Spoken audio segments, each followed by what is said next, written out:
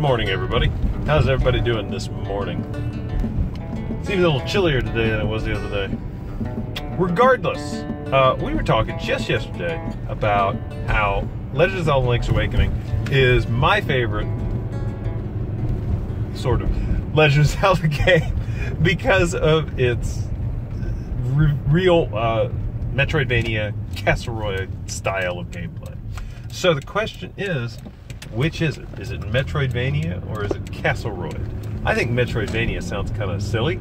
Plus, you've also thrown in the entire Metroid name into there, where you're still only throwing in half of the Castlevania game. So I'm much more of a Castleroid fan. But everyone seems to call them Metroidvanias. Now, I'm sure if you're watching this video, you probably know exactly what it is, but just in case you're not, Metroidvania or Castleroid refers to the style of gameplay that was popularized by Castlevania, but then originally incepted, I suppose you could say, by the original Metroid. And of course there were games like that before, but the original Metroid was the one that was the core gameplay, and that really polished it up really well. I would argue, of course, that Super Metroid is the one that just made it sweet, really nice. Super Metroid, iconic, one of my top 5 games of all time. And then, of course, Castlevania Symphony of the Night was the first Castlevania game to do it, to do a Castlevania game in that genre. And they, of course, did it extremely well also. And almost every single Castlevania game since then has been in that style, one way or the other. Now, I don't really want to actually argue whether it should be called Castleroid or Castlevania, but I do want to talk about that very Castleroid or Metroidvania. I want to talk about that very briefly. How do you create that portmanteau of something like that? I mean, they both work. They both fit. They both aptly describe what we're talking about here. Is it really a good idea to make that portmanteau? I would argue yes, but I'm kind of questioning whether that's really true or not, simply because, well, Metroid was the very first. Why don't we just call it Metroid-style gameplay? And why isn't it Metroid-style Castlevania games? But it is. When you refer to Castlevania and you want to describe Symphony of the Night or Dawn of Shadows or Circle of the Moon, any of those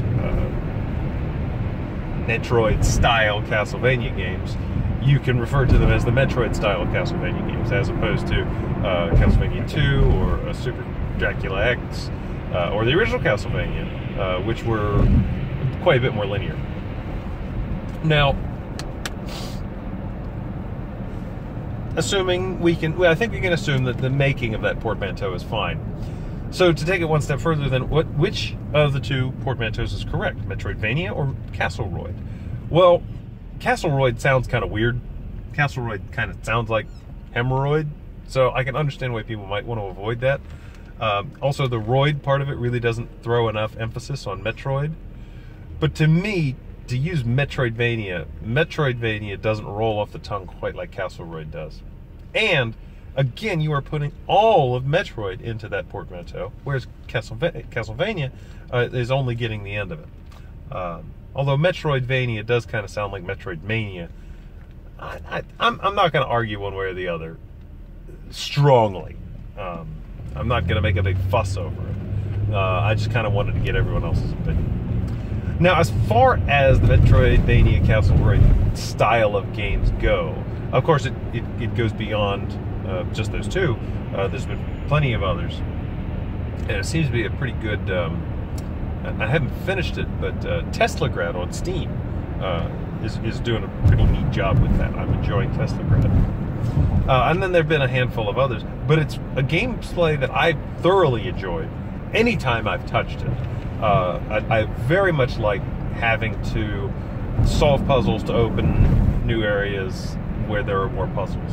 And I really like it when it all comes back to a head, which is why Metroid, especially Super Metroid, are such good games, because one of the very first things you notice in the games is, well, here's this area that I can't get past, and it's kind of, there's a lot of pomp and circumstance around this. There's a big statue with these ugly creatures, some of which I recognize. There's this big empty space with these two statue figureheads. This looks weird. And then you can play along later and you find these creatures. And of course, that you realize that's what you're working towards. And the thing that made Super Metroid so great was that it didn't come and spell it out for you. It didn't go... You didn't have a commander talking in your ear the whole time. Hey, Samus, you're about to land on the planet. Watch out, it's raining. Yeah, all right, Samus, be careful. You're walking through these corridors. You should see lots of creatures, but for some reason you don't. It's kind of weird. Look out. Creatures can be around anywhere. Hey, Samus, that statue is a Chozo statue. They've been known to come to life. Be careful. Hey, Samus, the music has changed, but look, the creatures are back. Be careful. Hey, Samus, look at that statue. There's got to be something important about that statue. Be careful. Or worse, the worst is, hey, Samus, in the next room, you're going to see a big gap. You're going to need to do a screw jump in order to get across that big gap. You're going to have to go and find the screw. All right, I think our horse is dead. Am I right? That would utterly have ruined Super Metroid. One of the things that made Super Metroid great was you were exploring on your own. It was just you. It was your adventure. That's what makes Morrowind and Elder Scrolls games so awesome, is that it is you. You are out on that adventure. And nobody's holding your hand. If you mess up, you mess up.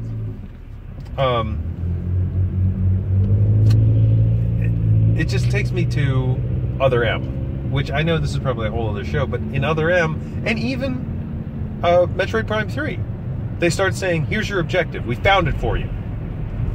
Well, what's the point? If I get to a gap that I can't cross because I need gravity boots, why am I bothering to play if, okay, now you got to go over here to get the gravity boots?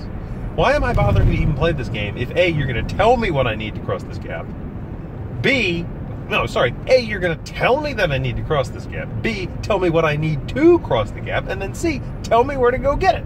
What's the point? Now it's just turned the game into a series of excruciating fetch quests. Okay. Get off my soapbox and say, what do you think? Metroid? Metroidvania? Castleroid? Castlevania? Love them? Hate them? What's your favorite? None of them have topped Super Metroid so far. You want to go into more depth? Talk a little bit more about the beauty of Castlevania, the Castleroid Metroidvania game, and exactly what makes it so awesome, and the detailed minutia of how those games are destroyed that genre is destroyed in some of those later 3D Metroid games. I'd be happy to do that. But until then,